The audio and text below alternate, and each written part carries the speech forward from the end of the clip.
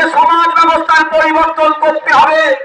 এক মফস্বল এলাকার মানুষ, সুন্দরবনের মানুষ, দার্জিলিং এর মানুষ, দিনাজপুরের মানুষ, মালদার মানুষ, বাঁকুড়ার মানুষ, বীরভূমের মানুষ, হুগলির প্রত্যন্ত গ্রামের একটি মানুষ আজকের ট্রিটমেন্ট করতে গিয়ে কলকাতার সরকারি হসপিটালের দ্বারস্থ হতে হবে।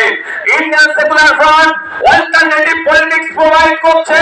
ইন্ডিয়ান সেকুলার ফ্রন্ট কল দিচ্ছে 2026 সালে যদি আমাদেরকে আপনারা সরকারে নিয়ে আসেন, আমরা এই 5 বছর একটা সরকারের সময় পাই, 5 বছর 5টা জেলাতে আমরা কলকাতার পিজি এনআরএস আর্থিকরের মতো স্টার হসপিটাল আমরা বানিয়ে দেব।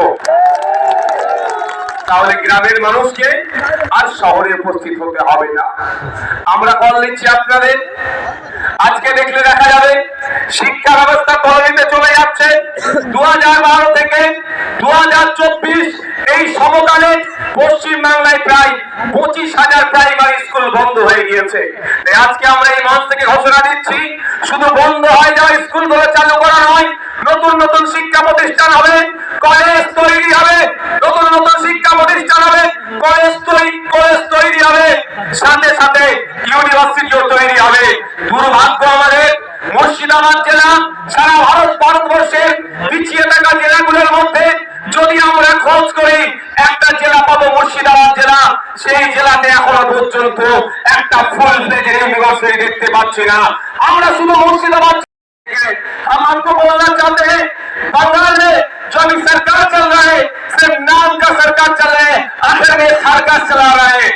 क्योंकि यहाँ पे 100 पॉइंट होस्टार के अनुसार से 22% दलित को जॉब मिलना चाहिए, लेकिन ऑफिशियल ये लोग 22% दलित को जॉब दे रहा है, लेकिन उसमें से 10% असली दलित नहीं है। फेक सर्टिफिकेट डाल के दलित का जहां है ये सरकार छीनना चाहते हैं। असली जो दलित है उनको जॉब मिले, वही लड़ाई हम लोगों का है। यहाँ पे 6% रिजर्वेशन है एसटी कम्युनिटी के लिए।